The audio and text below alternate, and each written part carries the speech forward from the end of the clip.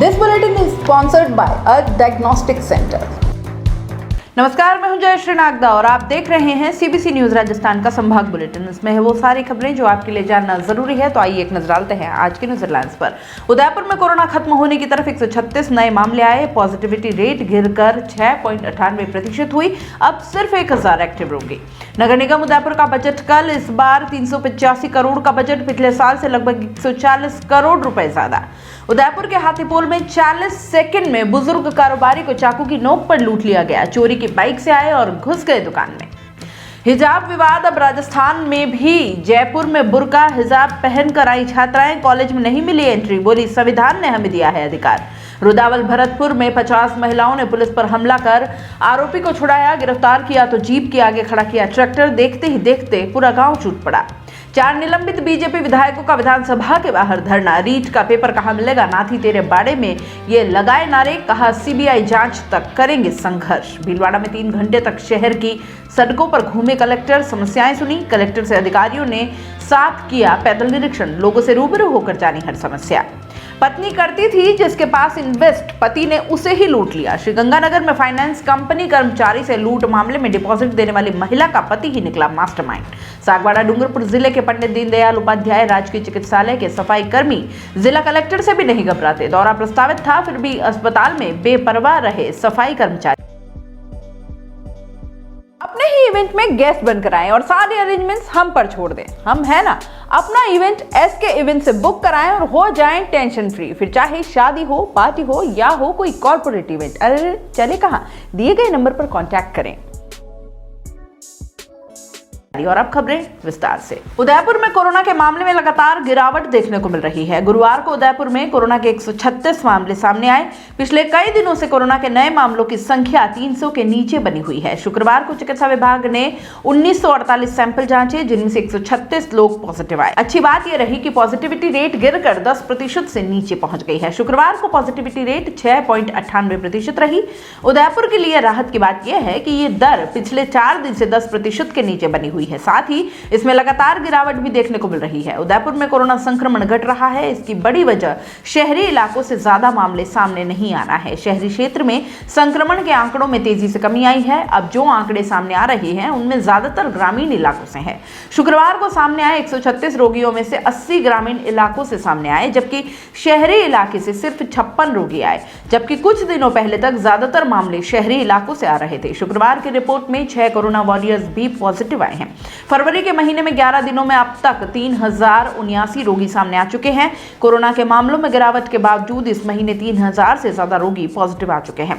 शुक्रवार को एक बार फिर संक्रमितों से ज्यादा लोग रिकवर हुए। शुक्रवार को 136 नए रोगी आए, जबकि 330 रिकवर हुए। इसी के साथ अब उदयपुर में एक्टिव रोगियों की संख्या गिरकर 1025 हो चुकी है। इनमें से 962 होम आइसोलेशन में है, जबकि 63 रोगी अस्पताल में भर्ती हैं। उदयपुर नगर निगम के वर्तमान बोर्ड का तीसरा बजट शनिवार को पेश होगा। नगर निगम ने इस बार 385 करोड़ का बजट प्रस्ताव रखा है। यह बजट नगर निगम के पिछले बजट के मुकाबले काफी ज्यादा है। 2021 और 22 में नगर निगम उदयपुर में अपना बजट लगभग 246 करोड़ का रखा था। इस बार निगम ने पिछले साल के मुकाबले 140 करोड़ रुपए ज्यादा का बजट रखा है। नगर निगम शनिवार को इस साल की पहली बोर्ड बैठक में अपना बजट पेश करेगा। नगर निगम ने अपने 2022 और 23 बजट के लिए सड़कों पर काफी पैसा रखा है। इनमें लगभग 40 करोड़ सड़कों पर खर्च किया जाएगा। पिछले बजट के सड़कों के लिए 25 करोड़ का बजट रखा गया था। इस बार उसे बढ़ाया गया है। पिछले साल कोरोना के कहर के बीच नगर निगम ने अपना बजट पेश किया था और इसी के चलते ज्यादा बड़ा बजट नहीं रखा गया था। निगम ने इस बजट में दहली गेट, फ्लाईओवर, गुलाब बाग का सौंदर्यीकरण, आयड नदी का विकास सहित कई तरह के प्रावधानों में बजट रखा है। बजट को लेकर बोर्ड की बैठक से पहले बीजेपी अपने पार्षदों के साथ प्री बोर्ड मीटिंग करेगी। बजट मीटिंग से पहले तैयारी को लेकर बीजेपी अपने पार्षदों के साथ ये बैठक करेगी। इस बार नगर निगम में विपक्षी पार्षदों की संख्या बहुत ज्यादा है। 12 सहव्रत पार्षदों के आने के बाद अब निगम में विपक्ष काफी मजबूत हो गया है। ऐसे में विपक्ष हावी ना हो, उसके लिए प्री बोर्ड बैठक में तैयारी की जाएगी। वहीं कांग्रेस इससे पहले गुरुवार को ही अपनी प्री बोर्ड बैठक कर चुका है। इस बार बोर्ड बैठक में कई मुद्दों को लेकर हंगामा भी हो सकता है। दुकान में घुसकर बुजुर्ग कारोबारी से मारपीट कर लूट करने वाले 3 बदमाशों को पुलिस ने गुरुवार को गिरफ्तार किया है। 8 फरवरी को हुई वारदात सीसीटीवी में कैद हो गई। पुलिस ने 2 दिनों में इसके लिए 50 से ज्यादा सीसीटीवी फुटेज चेक किए। लुटेरे मुंबई भागने की फिराक में थे। इससे पहले ही वे हाईवे पर पकड़े गए। 2 आरोपियों ने महज 40 सेकंड में हाथीपुल के व्यापारी से 19,000 रुपए की नकदी लूटी थी। बदमाशों ने मुंह पर रुमाल बांध रखा था। हाथीपुल थानाधिकारी गोपाल चंदेल ने बताया कि शनि महाराज मंदिर के पास लोहा बाजार में मंगलवार शाम 7 बजे आरोपियों ने इंडिया ट्रेडर्स में वारदात को अंजाम दिया। आरोपी दुकान में घुसे और शटर को अचानक बंद कर व्यापारी रियाज अली, जो कि 59 साल के हैं, उनको चाकू दिखाते हुए उससे मारपीट की। इसके बाद गले में रखे 19,000 लूट कर आरोपी फरार हो गए। ये पूरा मामला उदयपुर का है। लुटेरे चोरी की बाइक पर सवार होकर आए थे। रियाज अली की लोहे के सामान की दुकान है। यहाँ लोहे की तगारी, जाली और अन्य सामान भी बेचते हैं। उधर कॉल लोकेशन के आधार पर आरोपियों का पता लग गया। आरोपी अहमदाबाद हाईवे पर ट्रेस हो गए। पुलिस ने हाईवे पर नाकाबंदी कर दी। आरोपी पुलिस को देखकर भागने लगे, तब पीछा कर 2 बदमाशों को पकड़ा गया। एक आरोपी को बाद में गिरफ्तार कर लिया गया। पूछताछ में सामने आया कि लूट से पहले आरोपियों ने 2 दिन तक रैकी की थी। साजिश के तहत अंधेरा होने पर दुकान के बाहर आए और शटर बंद कर व्यापारी को लूटा। दोनों आरोपी बाहर आ गए और अन्य साथी के साथ चोरी की बाइक पर बैठकर फरार हो गए। पुलिस ने बताया कि आरोपी लूट के पैसों से मौज मस्ती के लिए मुंबई भागने की फिराक में थे। आरोपियों को शुक्रवार को कोर्ट में पेश कर पीसी रिमांड मांगा जाएगा। इनकी निशानदेही पर बाइक और वारदात में काम में लिया गया चाकू भी बरामद किया जाना है। पुलिस ने बताया कि इस मामले में महावतवाड़ी सद्दाम उर्फ शादाब खान, मल्लातलाई निवासी नदीम उर्फ निंदो सिलावट और महावतवाड़ी निवासी तनवीर हुसैन उर्फ मच्छर को गिरफ्तार किया गया है। तीनों आरोपी ज्यादा पढ़े लिखे नहीं हैं, केवल 9वीं पास हैं। इनके खिलाफ पहले से चेन स्नेचिंग, नकबजनी, आर्म्स एक्ट और मारपीट के मुकदमे दर्ज हैं। अपने ही इवेंट में गेस्ट बनकर आएं और सारे अरेंजमेंट्स हम पर छोड़ दें। हम है ना। अपना इवेंट एसके इवेंट से बुक कराएं और हो जाएं टेंशन फ्री। फिर चाहे शादी हो, पार्टी हो या हो कोई कॉर्पोरेट इवेंट, अरे चले कहां, दिए गए नंबर पर कांटेक्ट करें। कर्नाटक के बाद अब राजस्थान में भी हिजाब पर विवाद शुरू हो गया है। जयपुर के चाकसू में शुक्रवार को कुछ छात्राएं कस्तूरी देवी कॉलेज में हिजाब और बुर्का पहनकर पहुंच गईं। छात्राओं को देख प्रबंधन ने कॉलेज यूनिफॉर्म पहनकर आने की बात कही। इस पर छात्राएं नाराज हो गईं और विरोध करना शुरू कर दिया। छात्राओं ने अपने परिजनों को भी कॉलेज बुला लिया। दरअसल शुक्रवार सुबह चाकसू में कुछ छात्राएं बुर्का पहनकर कॉलेज पहुंच गई। कस्तूरबा कॉलेज प्रबंधन ने छात्राओं को मुख्य भवन में प्रवेश देने से मना कर दिया और कॉलेज यूनिफॉर्म में आने के लिए कहा। नाराज छात्राओं ने हिजाब कर ही कॉलेज में एंट्री देने की मांग को लेकर विरोध शुरू कर दिया। विरोध बढ़ता देख कॉलेज प्रबंधन ने मुख्य भवन का गेट बंद कर दिया। मौके पर पहुंचे छात्राओं के परिजन और ग्रामीणों ने हिजाब में ही छात्राओं को प्रवेश देने की मांग की, लेकिन कॉलेज प्रबंधन नहीं माना।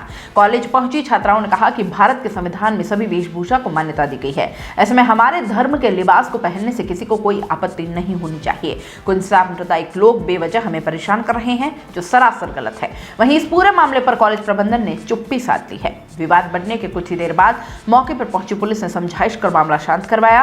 चाकसू पुलिस थाने के उप निरीक्षक जितेंद्र कुमार वर्मा ने बताया कि बुर्का हिजाब पहनने को लेकर पूरा विवाद हुआ था, लेकिन अब मामला पूरी तरह शांत है।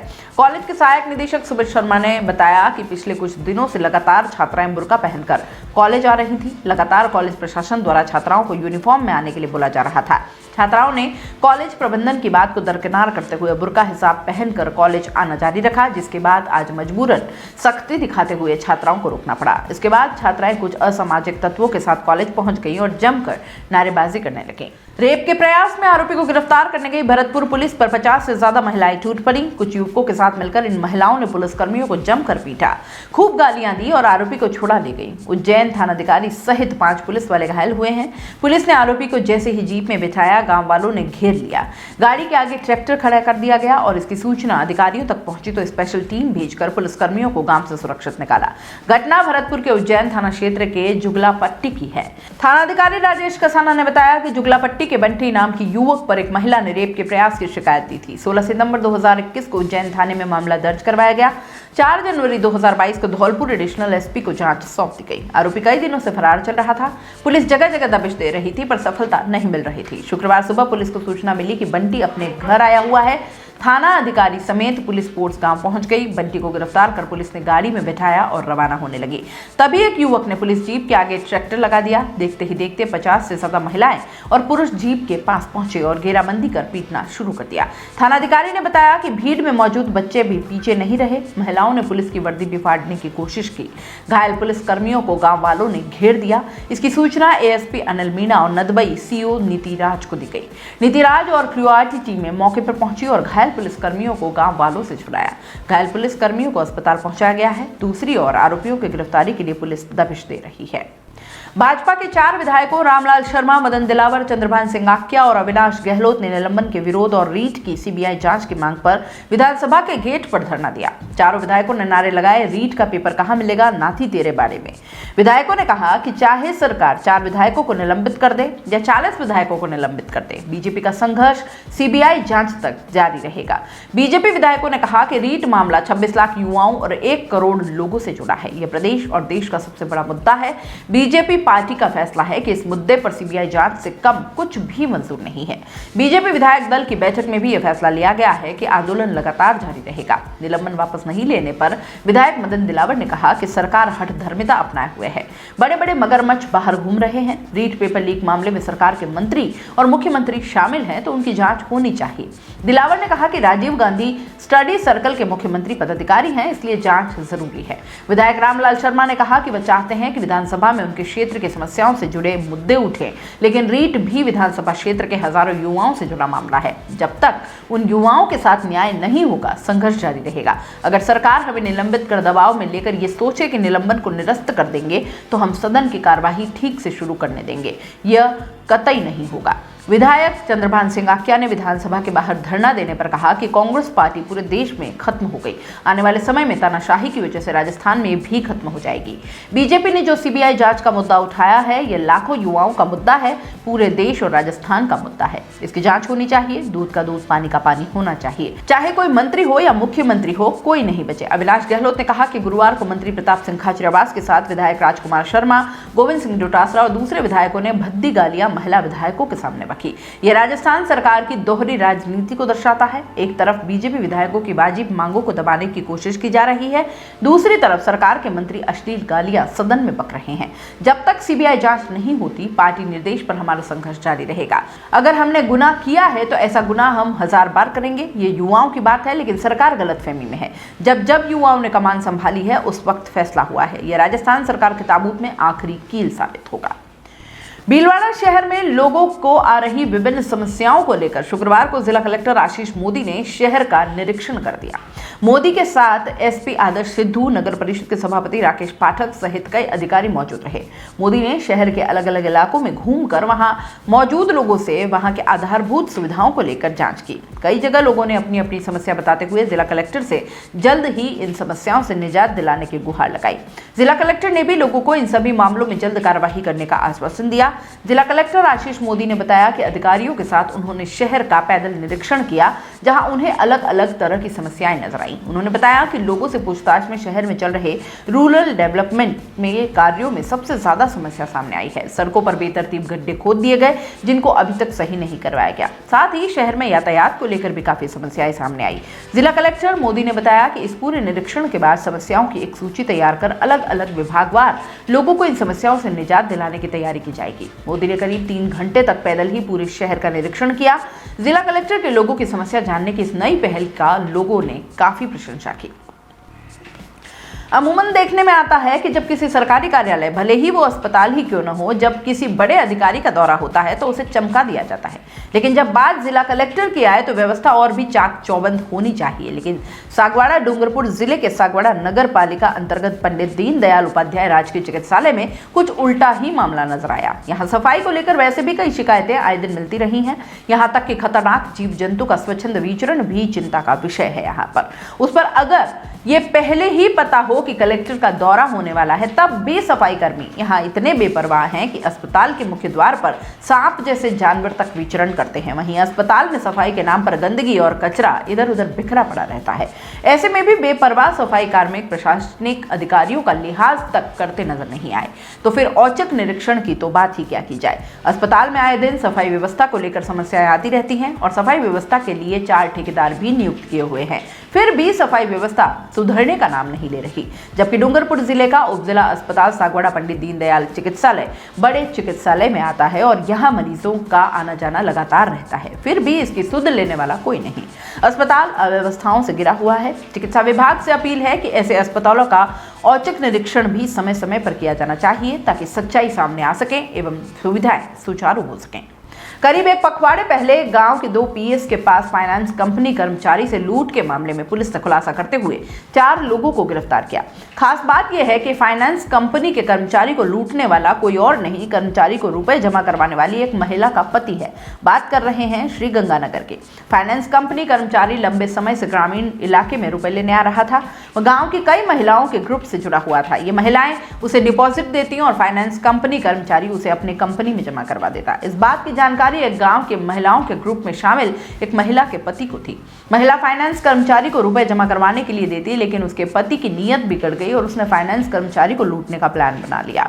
भारत फाइनेंस कंपनी का कर्मचारी जयपुर जिले के जोबनेर थाने के बेनिया का बास निवासी कृष्णा असीवाल गांव-गांव घूमकर फाइनेंस कंपनी के लिए इन्वेस्टमेंट इकट्ठा करता था। वह गांवों में महिलाओं के ग्रुप से थोड़े-थोड़े रुपए जमा करता। इसी संबंध में उसका गांव 3 पीएस से बिंदर सिंह के घर आना जाना था।